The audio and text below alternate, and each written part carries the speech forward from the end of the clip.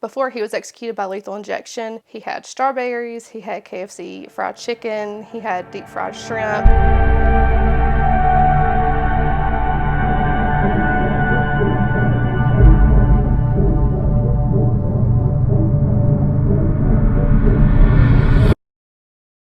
Very dim, you could still see, and they were down for about 20 seconds and then they went back up. And Ted said to me, it's all right, they'll come back on. And I wondered how he knew. Why do you think the lights went out? They were testing the electric chair. And he knew it because he had seen that happen before. Hey guys, it's Tiffany. Welcome back to my channel. So if you're into crime like me, then I know you have to be interested in the last meals that these serial killers have before they're executed. And they get to choose these things. I know a lot of people have mixed feelings about that because a lot of people don't think that they should be able to choose these last meals. They shouldn't have like extravagant meals because, you know, the people that they killed didn't get to say their last meal. So it's kind of like, you know, a controversial type of thing. Number one that I decided to go with is Ted Bundy, of course. He's one of the most notorious killers from the 1970s. My parents talked about how he was all over the news, just crazy things that happened. He kidnapped women, he assaulted them, he murdered them, and he denied this for like years and years and years. But he finally admitted to it, and he admitted to over like 30 homicides, but they think that it was even more than that. He was executed by electric chair in 1989, but Ted Bundy refused like a last meal. He just chose a traditional type of last meal that they served him in the state prison. It was steak with over easy eggs. He had toast, juice, milk, a real basic traditional type of thing. That's what they served these inmates if they didn't choose a last meal. He told them he wanted this entire meal. He wanted jelly with it. He wanted toast, hash browns, everything that they gave him. However, he didn't eat any of the meal. Number two is John Wayne Gacy. Everybody knows John Wayne Gacy. His target audience was little boys, men, teenagers, all men. He killed over 33 of these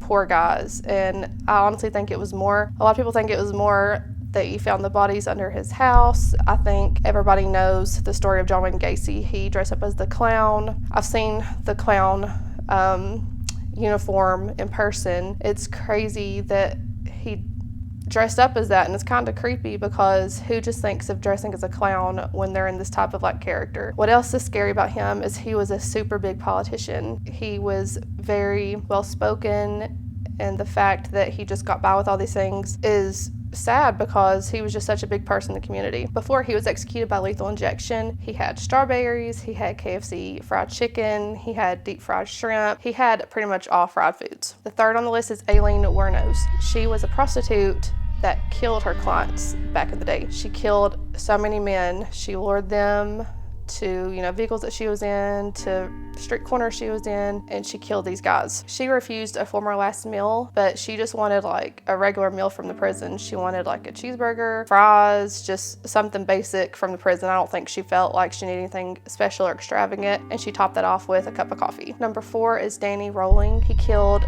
5 college students back in the day in Florida. He later on confessed to killing even more, and he even attempted to kill his own father. Before he was executed by lethal injection in 2006, he had an expensive meal. He had lobster, butterfly shrimp, a baked potato, a roll, and I think that's where it comes in to where people don't think that they should get this choice, because sometimes they won't even eat it, or they might get like a bite of each thing, and people are kind of like, what's the point in this, spending all this money if they're going to do that? Also, I was reading that it can take up to $1 million or even over $1 million to execute somebody. So I don't know where all those fees and costs are coming from, but that's insane. Number five is Steven Anderson. He killed at least 5 people. One of his poor victims was an 81-year-old woman. He strangled her with a phone cord. He shot her in the face. It was super brutal. What's even scarier about that is he sat down in her kitchen after he killed her and ate some noodles and fried eggs.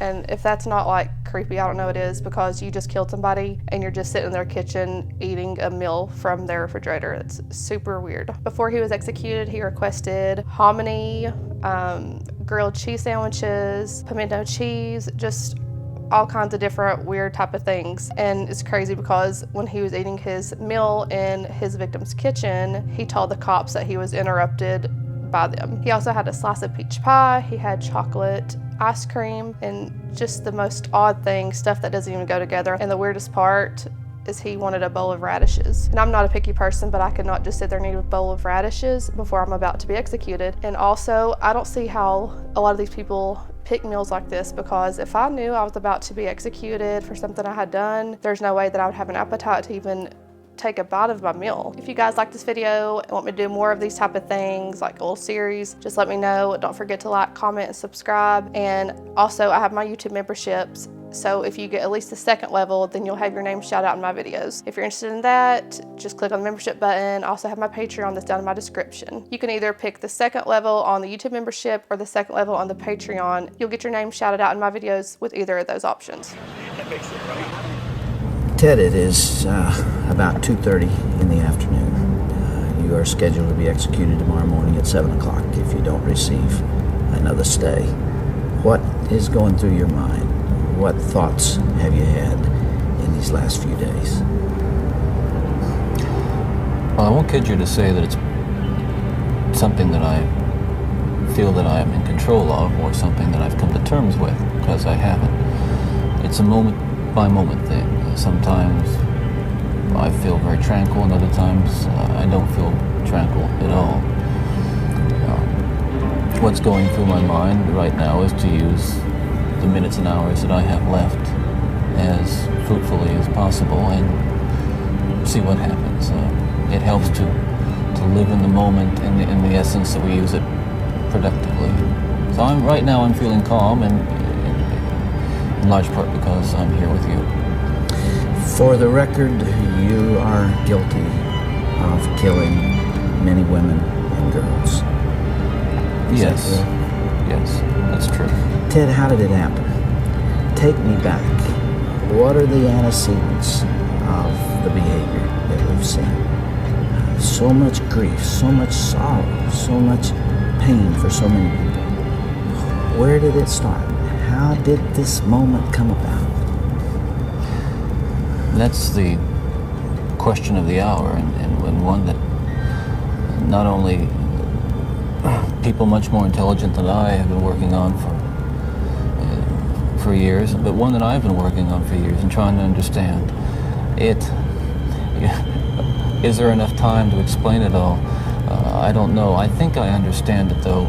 I understand what happened to me, to the extent that I can see how certain feelings and ideas developed in me to the point where I began to act out on them. Certain very violent and very destructive. And they were down for about 20 seconds, and then they went back up. And Ted said to me, it's all right, they'll come back on. And I wondered how he knew. Why do you think the lights went out? They were testing the electric chair. And he knew it because he had seen that happen. Okay, I cannot go in the execution chamber and die in the execution chamber as a liar. And I cannot go in the execution chamber and be executed under the devil. I have to come clean and cleanse my spirit in the name of Jesus Christ. So I have to come clean and tell the world the lies that went on through my mouth. I mean, now prosecutors and cops. And that you killed the 7 men. Huh? That you killed those men in cold blood. Yeah, and I got to come clean that I killed those 7 men in first-degree murder and robbery. As they said, they had it right. A serial killer. Not so much like thrill kill. I was into the robbing biz. I let my guard down. I let the evil in, and the evil just took over. And it was like when the sun would go down, I couldn't resist it. It just pulled me like a tidal wave. And in the day, when the morning would come up, it was just like I would hate myself. You know, it was like, my God, what have I become? And there was just no turning back. They were looking for the monster. When you say fantasy monster image, what are you referring to by that? Well, the idea that I'm a homosexual thrill killer and all that garbage, and they painted this image of me that like I strolled down the streets and stalked young boys and slaughtered them. Hell, if you could see my schedule, my work schedule, you know damn well that I was never out there. Well, you were indicted, convicted, and sentenced on 33 counts of homicide. Is that correct? That's correct.